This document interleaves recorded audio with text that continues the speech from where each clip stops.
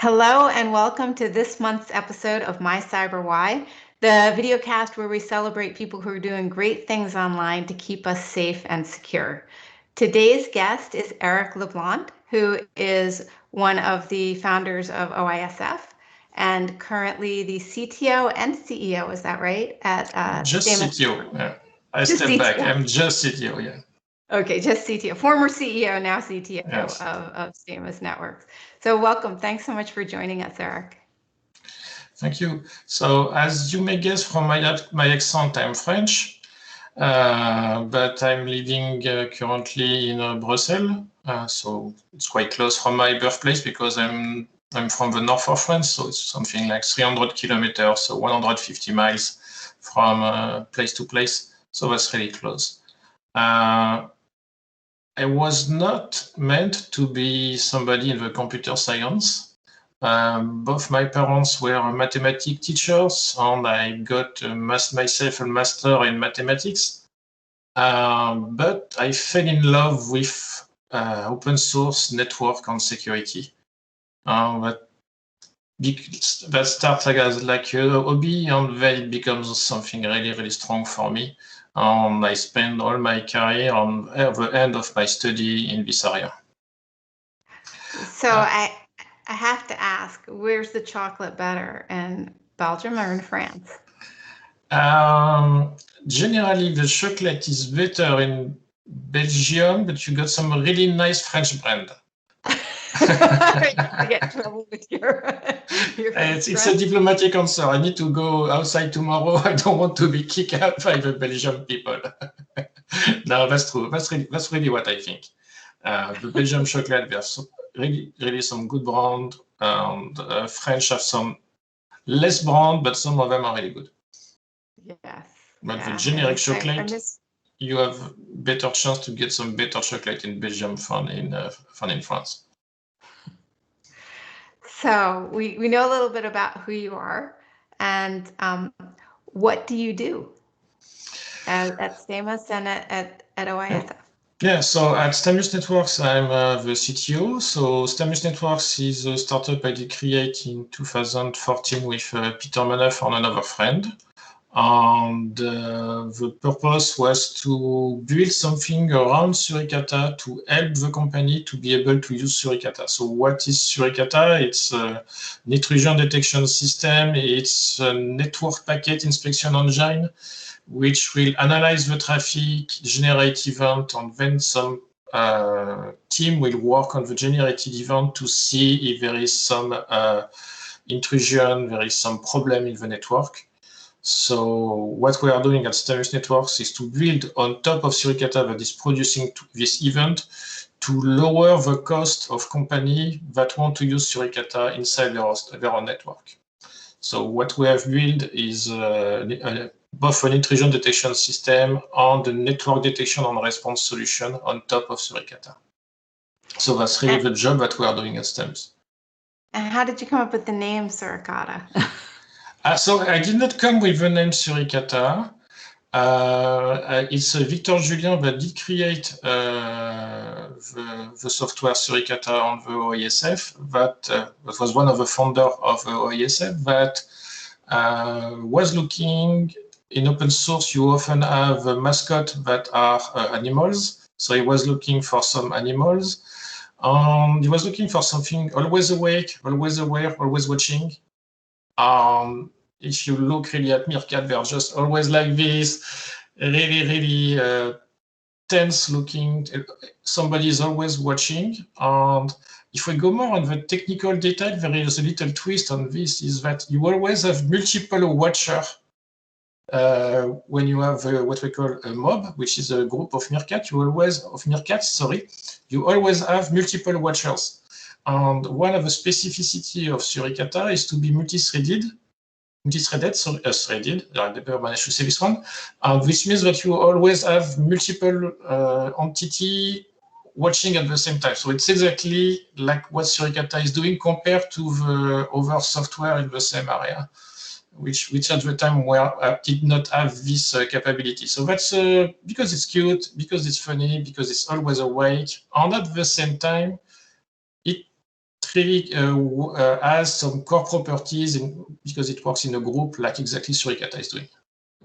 Okay. And why open source it initially? Why do it through open source? I think it's really because Victor Julien was a believer, he's still a believer, he's still at the head of the development team of OISF. And so he really believes in the open source and the sharing that we can have when we are doing defense. Because if you don't share knowledge, if you don't share ideas, it's really more complicated to innovate because you are not open to the other. And if you are looking at really what is the core of Suricata, which is detect a threat, it means that you need to evolve with the threat. And these people, they have no problem with innovation, new stuff, and new technique. All is about getting uncaught and doing bad things on the networks. And really what you need to do if you want to adapt fast is to have something that is really open. And I think that also one point is that, like I like to say since a few moments, we're clever together. If we think that just one can solve the issue, it's not the case because you need to have multiple people that brought their problem, even just bringing your problem to the world, saying, I've got this, I'm trying to do this, I've got this type of attack, I've got this type of problem. And saying it, you may have something clever or something that just got an idea or the same problem or was working since long that has a solution, and then you can improve things. I think that's really the idea behind Suricata. It's really something that is community-based. And if you look over the 12 years of existence of a project, if you take the 5 or 6 main features that we have now, at least 3 or 4 of them comes from the community and not from the foundation. Yeah. So that's really important to be open, to welcome the idea, to discuss the idea, even if sometimes the ideas are quite complicated to accept. It was the case of one of the big changes that has been done on the development side, which is the introduction of a new programming language, Rust, to have something more secure inside the engine, inside the code. Okay, so basically somebody was asking a team working since 8 years on the software to change the way they are working and use a different language. I don't know a lot of community, a lot of teams that are able to accept this, take the idea into consideration and finally do it. So yes, that's why I think we need to get the idea, we need to be open. If you want to be open source is really one of the best ways to do that. Yeah, better together, stronger together. I agree. So why do you do this? Why did you decide to go into cybersecurity and build a tool and a community for cyber? Why? What inspires you? I think in fact, I become an adult when the internet started blooming. Like it was becoming a thing. I was 18 the first time I did connect to internet, and I was like, wow, that's a wonderful freedom. It was really small at the time. Now it's really big, but you can learn a lot of things, find a lot of information. And it was also for me paired with the open source movement. That was also something that inspired me because it's open, because you can exchange. But if you have this freedom, some people will abuse this freedom. Building the tool that will allow you to keep this freedom safe, building the technology was, I think that's really the thing that motivates me in doing this. If we go just more specifically on Suricata, I really came for the technology delight on Suricata because it was a nice looking project in terms of features of developers. That's one of the first projects I did attack as a developer or not as a user, because as I'm from a mathematics background, I have no computer science degree at all, almost no lecture. So I came from the user and then get into the other thing. But this time I was, for Suricata, I was experienced enough to come from the development side.